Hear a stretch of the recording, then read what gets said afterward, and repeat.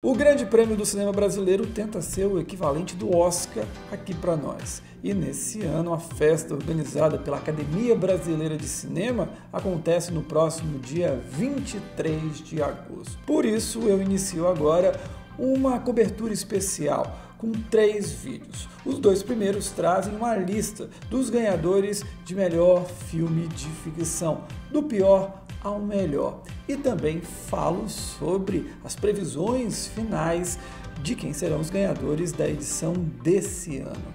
Então sejam bem-vindos, porque esse é mais um vídeo do Cine7 aqui no YouTube.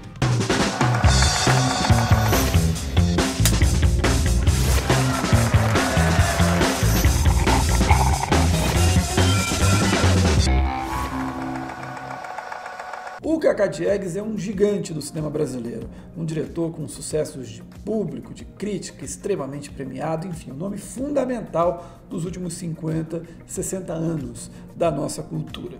Mas, infelizmente, não dá para fugir de que Orfeu é sim o pior filme que já venceu o Grande Prêmio do Cinema Brasileiro. Nem mesmo a trilha do Caetano Veloso e a exaltação ao carnaval salvam essa adaptação da peça do Vinícius de Moraes. Orfeu nunca se encontra em uma trama que não consegue captar o lirismo do material original, soando sempre forçado em todas as suas ações. E por mais que ele tente, o Tony Garrido passa longe de uma boa atuação. Na minha visão, é melhor ficar mesmo com a coprodução Brasil, Itália e França, vencedora do Oscar em 1960. A estreia do Wagner Moura na direção fez mais barulho pelas polêmicas extra-filme e também pelo próprio protagonista da história do que necessariamente pela qualidade dele. A ideia de fazer da vida de Carlos Marighella um thriller político era das melhores. Unir a veia contestadora em um importante e difícil momento do Brasil, dentro e fora das telas, com uma pegada dinâmica, ágil, capaz de falar com um amplo público, parecia a combinação perfeita. Infelizmente, a direção e o roteiro exageraram no maniqueísmo simplificador dos personagens principais e do próprio universo da história. Com isso, salva-se apenas a excelente atuação do Seu Jorge. A 20ª posição desse ranking é de uma adaptação de um clássico da música brasileira. Faroeste Caboclo trouxe a história épica de João de Santo Cristo, tão bem contada na composição do Renato Russo para a Legião Urbana. Na minha visão, é um bom filme, que traz como maior virtude ter independência suficiente para não virar uma sucessão de cenas que remetem à música, sem ter uma identidade própria. Ainda assim, cá entre nós, passa longe de ser marcante. O grande problema dessa vitória de Faroeste Caboclo é que ele ganhou em cima de O Som ao Redor. Para mim, disparado o melhor filme brasileiro da década passada. Simplesmente absurdo. Eu até faço uma comparação com O Discurso do Rei e a Rede Social, que acabou dando, infelizmente, o filme com Colin Firth. Eu, Tu, Eles pode até ser mais lembrado pela bela canção Esperando na Janela, do Gilberto Gil.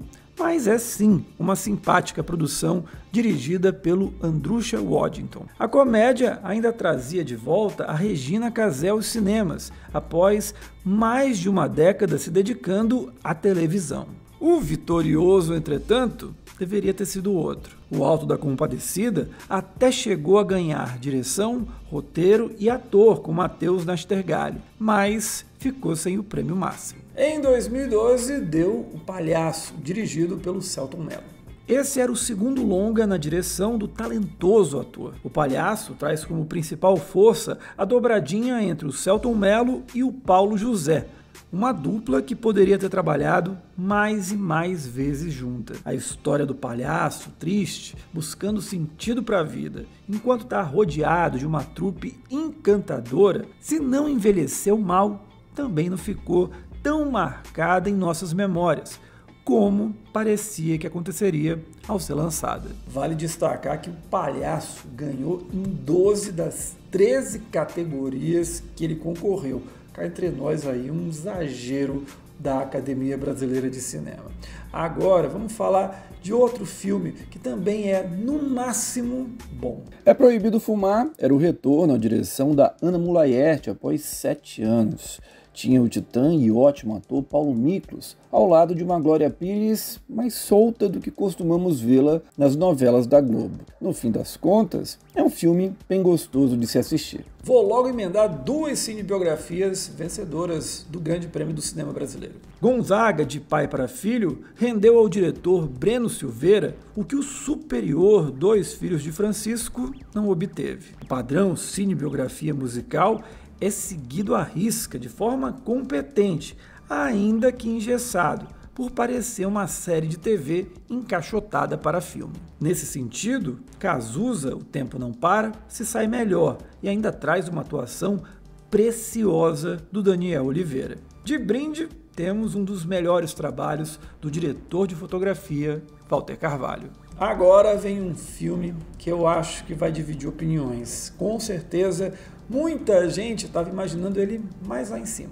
Eu tô falando de Aquários, premiado em 2017. Eu reconheço diversas qualidades no longa, a magistral atuação da Sônia Braga, a trilha sonora que vai de Taiguara a Queen, o suspense de certas sequências. Por outro lado, também sinto ser o filme do Kleber Mendonça Filho menos coeso de todos, forçando situações para a crítica social que deseja fazer, o que acaba tirando a força da produção em certos momentos. O 13º colocado fica com um filme que foi queridinho das redes sociais não faz muito tempo. Bingo, O Rei das Manhãs, é a menos convencional das cinebiografias vencedoras do Grande Prêmio do Cinema Brasileiro. Tudo bem, não é tão transgressora quanto gostaria e acaba, claro, caindo em certas convenções do gênero, mas cresce mesmo ao trazer à tona a loucura dos bastidores da cultura pop brasileira dos anos 80. Para completar, tem o Vladimir Brista, brilhante, no melhor personagem da carreira. Marcelo Gomes, Karim Ainuz e Paulo Caldas. Esses 3 nomes fundamentais do cinema brasileiro recente se uniram em uma produção que venceu o Grande Prêmio do Cinema Brasileiro em 2007. Cinema Aspirinas e Urubus faz um casamento improvável de um alemão com um sertão nordestino. Com uma grande atuação do João Miguel, a produção é daqueles tesouros subestimados, que merece ser visto e revisto. Para fechar a primeira parte dessa lista, um filme com um show da Carine Telles. Benzinho tem como um dos principais méritos enxergar uma mulher de 40, 50 e poucos anos para além da figura materna, acolhedora e amorosa, mas também trazendo o lado insegura e olhando mais para si. Nisso, a Carine brilha explorando cada detalhe do delicado e sensível roteiro, feito por ela própria ao lado do diretor e ex-marido Gustavo Pizzi. Gostou do vídeo? Então curte e compartilhe, claro, se inscreve e ative as notificações aqui do canal. Na sexta-feira eu volto com o top 10 dos melhores ganhadores do Grande Prêmio do Cinema Brasileiro. A gente se encontra, até lá, tchau!